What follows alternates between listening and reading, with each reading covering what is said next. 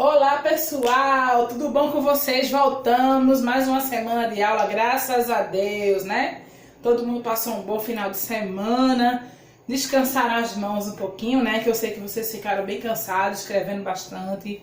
Sexta-feira foi, nossa, foi top, né? Muita matemática, muita gente ficou assim desesperado, com a mão na cabeça. Mas hoje nós vamos aliviar um pouquinho a carga, tá certo? Hoje nós vamos ter uma aula de história, como sempre na segunda-feira. E hoje nós vamos falar sobre as capitanias hereditárias. Capitanias hereditárias, tá bom?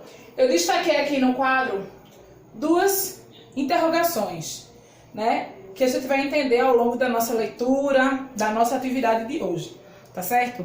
Eu queria que vocês abrissem o livro de história na página 37, tá bom? Para que a gente pudesse fazer a nossa leitura de hoje. Vamos lá?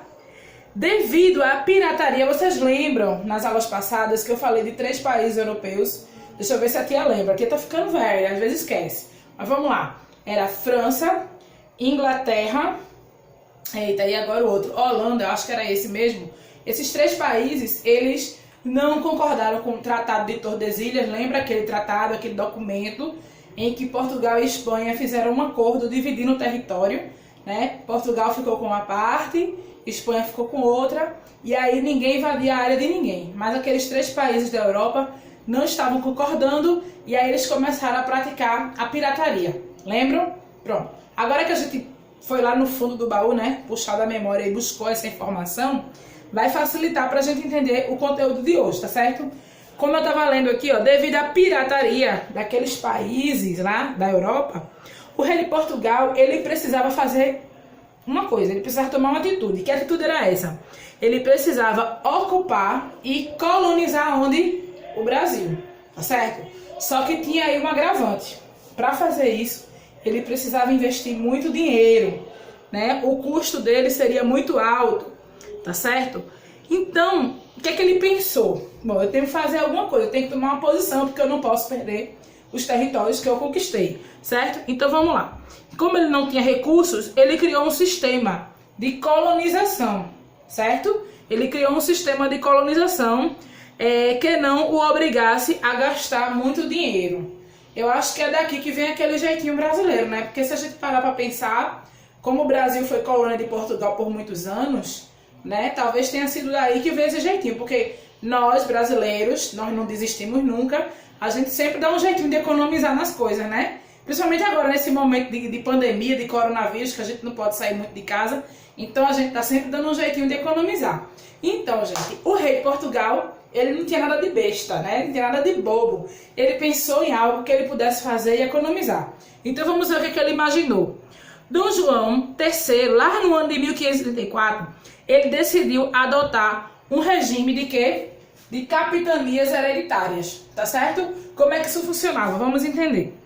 Ele dividiu o Brasil em quantos lotes, em quantas capitanias? Em 15. Deixa eu colocar aqui para vocês, ó. Em 15 lotes, tá certo? Ele dividiu o Brasil em 15 lotes, tá? E esses lotes, eles foram doados a essas pessoas aqui chamadas de donatários. Os donatários... Opa, peguei o lápis errado. Deixa eu pegar aqui. Acho que esse lápis azul não ficou bom, né? Vou apagar e colocar o lápis vermelho, tá? Que eu acho que vocês vão conseguir ver melhor. Vamos entender. As capitanias eram divididas em 15 lotes, certo? E os donatários, eles eram 12 pessoas, certo? Que foram contratadas, né? Que foram convidados pelo rei para ser responsáveis por essas capitanias. Quem é que eram esses donatários? Aqui no livro de vocês diz assim: militares, fidalgos ou funcionários da administração colonial. Ou seja, pessoas que já eram influentes na sociedade da época e pessoas que o rei acreditava que tinha condições de confiar. Porque ele não poderia entregar o seu território, né, que ele conquistou, na mão de qualquer pessoa. Imagina você aí, vamos fazer um exemplo trazendo para a nossa atualidade, para a nossa época. Imagina que sua mãe precisa sair de casa, tá? E não vai poder levar você, porque o lugar onde ela vai, criança não pode ir. Você acha que a sua mãe ia deixar você junto com uma pessoa que ela não conhece, uma pessoa assim da rua que ela passou ali, ei, vem cá, olha, eu vou sair ali, toma conta do meu filho aqui, toma conta da minha filha, você acha que ia ser assim? Não, não é? Sua mãe ia convidar alguém que ela conhece, né? Uma vizinha muito amiga, uma tia sua, uma pessoa da sua igreja, né? Alguém da família, qualquer pessoa que ela conhece, não é isso? Então o rei de Portugal, ele agiu da mesma forma. Ele convidou pessoas da confiança dele, pessoas que ele acreditava que iriam realmente, ó, fazer tudo do jeito que ele queria, tá bom? Vamos entender então que essas pessoas, elas se encarregariam de garantir a posse da terra e explorar, pagando a Portugal parte dos lucros obtidos. Então não ia ser só assim, olha, eu gosto de você, confio em você, então você vai cuidar da minha terra. Não, essas pessoas, elas tinham essa função como fosse um emprego, né? Eles podiam morar naquela terra, administrar a terra, certo? Mas eles também teriam que explorar as riquezas, né? Os recursos que aquela terra poderia oferecer, e através dos lucros, né? Através do que ela conseguisse ganhar, ela tinha que pagar um valor para o rei. Esse era o acordo, tá bom? E essas terras eram chamadas de capitanias hereditárias. Eu tenho um mapa aqui na minha mão que é bem parecido com esse do livro de vocês. O do livro de vocês é um mapa colorido. Esse aqui não é colorido, tá? Ele é só laranja, mas dá pra vocês entenderem. É o mesmo mapa, só muda a cor, tá certo? É só essa diferença, tá? Nesse mapa tem o nome das capitanias. Vamos ver comigo? Deixa eu pegar minha canetinha aqui pra apontar. Espero que eu enxergue, tá? Porque vocês sabem que a Bárbara é meio ruim da vista, né? Mas vamos tentar, tá bom? Nós temos aqui, ó, o Maranhão, certo? O Maranhão, ela tá aqui, ó, 2 vezes, tá certo? Em 1535, João de Barros e Aires da Cunha, ele era o donatário. Ainda em 1535, Fernandes, eu acho que é esse o nome, Fernandes, era Fernando Álvares de Andrade. Ainda no mesmo ano, em 1535, outra capitania aqui, ó, Ceará, tá certo? Ela era cuidada por Antônio Cardoso de Barros. Rio Grande, em 1534, João de Barros e Aires da Cunha. Itamaracá, a ilha de Itamaracá foi uma capitania, o nome, né, pelo menos. 1534, Pero Lopes de Souza. Pernambuco, que hoje é o nosso estado, também foi uma capitania, ó. 1534, por um homem chamado Duarte Coelho.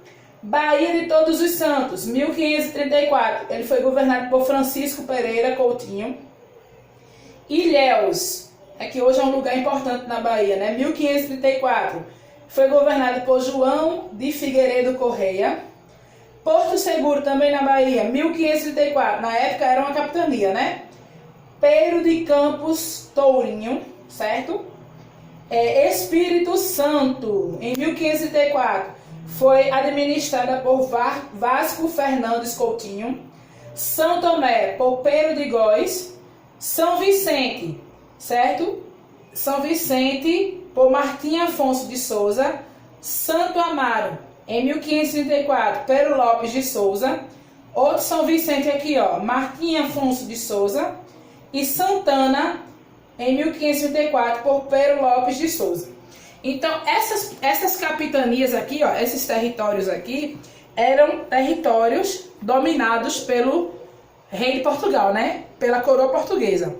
Para vocês entenderem melhor, eu vou aproximar mais da câmera para ver se vocês conseguem entender, tá? Talvez vocês não consigam ler, mas não se preocupem com ler os nomes não, porque todos esses nomes estão aí no livro de vocês, é a mesma coisa, tá? Só para vocês entenderem, essa parte laranja correspondia a quem? A Portugal. E essa parte cinza e tudo que não está aparecendo aqui, ó, para trás, era a parte da Espanha. Ou seja, isso aqui era um meridiano chamado Meridiano de Tordesilhas. Era uma linha imaginária, tá certo? Que dizia aonde Portugal podia administrar, podia mandar, né? E aonde a Espanha podia mandar. Como eu disse, aqueles 3 países da Europa, e acho que outros também, né? Tentavam a todo custo dominar essas terras. E eles tentavam fazer isso através de quê? Através da pirataria. Então, o rei, ele tomou essa decisão de criar as capitanias hereditárias e passar para esses homens, para que eles pudessem cuidar da terra, né, tomar conta, administrar e também, ó, gerar renda, gerar lucro, a coroa portuguesa, tá bom? Agora, virando aí na página 38 do livro de vocês, a gente continua a nossa leitura, tá certo? E diz assim, ó, os 15 lotes de terra eram chamados de quê? De capitania hereditárias. Agora vamos entender. Esse nome aqui, ó, capitanias hereditárias, certo? Ele significava o quê? Que esses lotes aqui, ó, certo? Eles eram passados de pai para filho, certo? Capitanias hereditárias indica que aquele lote, ele era passado de pai para filho. Ou seja, se um desses donatários morresse, o filho mais velho, né, o filho homem mais velho, que normalmente era assim antigamente, esse filho homem mais velho, ele assumiria o lugar do pai, tá certo? Vamos imaginar hoje o Brasil, tá? Hoje em dia esse sistema não existe mais, mas é só pra gente entender. Hoje nós temos o nosso presidente chamado Jair Messias Bolsonaro, ele está no poder, correto? Pronto. Se por acaso ele morresse nesse tempo aqui, ó, ele fosse um donatário, o filho mais velho dele, que eu não sei o nome, tá? Me desculpem, eu posso pesquisar e depois dizer a vocês, mas o filho mais velho dele poderia assumir o lugar e se transformar o donatário. Por isso que o nome era capitania hereditária, porque quando o pai morria, o filho tomava conta daquele cargo do pai. Ficou claro isso, né? Pronto, continuando então. Porém, o sistema de capitanias hereditárias, eles não deram bons resultados. Sabe por quê? Porque muitos donatários não se interessaram pelas terras que receberam e outros não tinham recursos suficientes para colonizar suas capitanias. Ou seja, alguns acharam ruim, não gostaram da terra, então se eu não gostei, eu não vou dar atenção, não vou cuidar, não vou resolver nada. E outros, eles até gostaram, mas eles não tinham capacidade financeira, tá, para cuidar e para povoar, para colonizar ali. Então eles também não conseguiram, então deu errado, certo? Eles sofriam ataques dos índios, né, e dos franceses. São Vicente prosperou devido à lavoura da cana-de-açúcar e da criação de gado. São Vicente é uma das capitanias, tá certo? Pernambuco desenvolveu-se em razão do cultivo da cana-de-açúcar, que encontrou na região boas condições para o seu desenvolvimento. Então Pernambuco também foi uma capitania que se desenvolveu graças ao cultivo da cana-de-açúcar. E até hoje, né, nos nossos dias, a cana-de-açúcar é um dos, digamos assim, dos elementos, né, da cultura nordestina e da cultura pernambucana que também fazem parte, né, da economia do estado. Então muitas coisas, aqui tem muitas usinas de açúcar, da cana-de-açúcar se faz o açúcar e alguns tipos de bebida também, certo? Entre outros produtos, tá? Então a cana-de-açúcar ainda hoje, no nosso dia, em pleno 2020, ainda é um produto, né, explorado economicamente falando, tá certo? As outras capitanias, entretanto, sofreram por não possuir um solo fértil. E mais do que as duas que prosperaram com o isolamento em relação à coroa, devido às condições precárias de meio de transporte da época, essas capitanias ficaram largadas à própria sorte. Então, se eles não tinham uma terra boa, se eles não tinham meio de transporte adequado, se eles não tinham condições de se locomover de um lugar para o outro, ou seja, estava realmente caminhando para o fracasso. Não tinha recurso, não tinha nenhum tipo de evolução econômica e financeira, então realmente não poderia dar certo, tá? Então eles ficaram isolados em relação à coroa, até para se comunicar, né? Devido às condições precárias do meio de transporte da época, essas capitanias ficaram largadas à própria sorte. Para se ter uma ideia, uma viagem da Bahia até Lisboa, ela durava em média, sabe quanto tempo, gente? 2 meses. Porque eles usavam o quê? Aquelas embarcações, né? Então não existia os navios superpotentes que existem hoje, não existia avião. Então eles tinham que se virar com o que tinham e acabavam não conseguindo chegar no tempo necessário, né? No tempo correto. Certo? Deixa eu encontrar aqui. Pronto, então essa viagem durava cerca de 2 meses.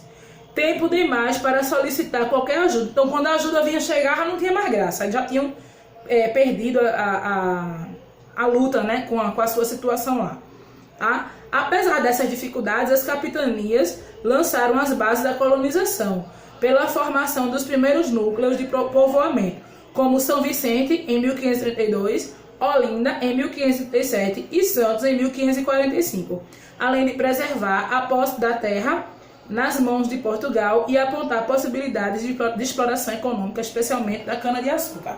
Então, resumidamente, o rei de Portugal, ele tinha um interesse, como vocês viram aqui no mapa, o território onde Portugal dominava, apesar de ser uma parte menor, né, do território brasileiro, mas era um território fértil, ficava próximo ao litoral, em algumas áreas, principalmente aqui, que hoje corresponde ao Nordeste. O plantio da cana-de-açúcar era muito favorável, então isso gerava lucro e renda, né, para eles.